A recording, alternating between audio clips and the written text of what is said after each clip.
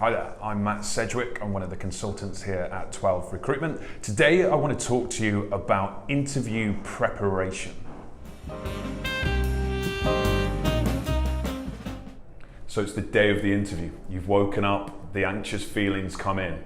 What can we do first to make sure that we're on track for a successful day? Most important part, make sure you eat, make sure you fuel yourself. Remember, without food, without fuel, you're not going to be able to perform. And when you're getting ready, make sure the grooming is on point. And I know grooming is something that probably we all have different views on. Some people like beards, some people like clean shaves. The main thing is, if you look the part and if you feel the part, you will act the part as well. So really important to make sure you eat properly and then make sure that your grooming is all on point. So now it's time to leave the house and start your journey in. You know the commute because you've planned it the night before, but what can we do on the commute to increase our chances of success? A really simple thing is take your notes with you. Now in a day of age where we all have phones in our pocket, I regularly carry my iPad. Make sure your notes are uploaded onto these. There's nothing wrong with going through your notes beforehand and before the interview to refresh yourself,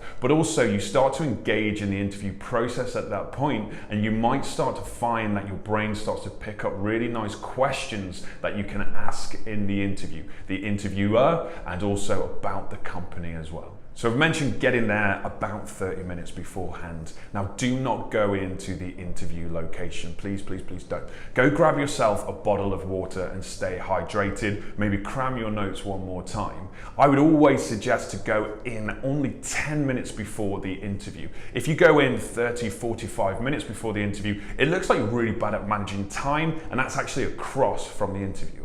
But if you go in 10 minutes before, you can soak up the atmosphere, the culture, and you can also show that you're ready, you're good at time management, and you're engaged in the interview process. Now, when you're in that 10-minute period waiting for your interviewer to come to you, get rid of all technology, turn off your phone, and make sure you're sitting and waiting, and really do genuinely start to engage yourself in the interview right at that point.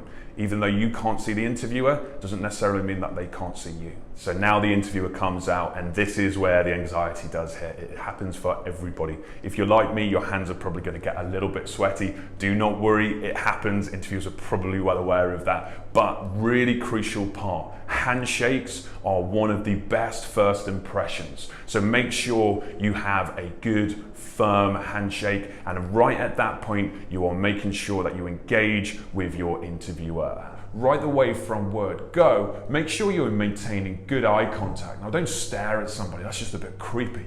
But make sure that you are showing that you're confident and comfortable with maintaining eye contact, and building from that, body language as well. You know, making sure your chest is out, making sure you're standing straight, and making sure that you're showing your interviewer that you're confident and you have mutual respect for them.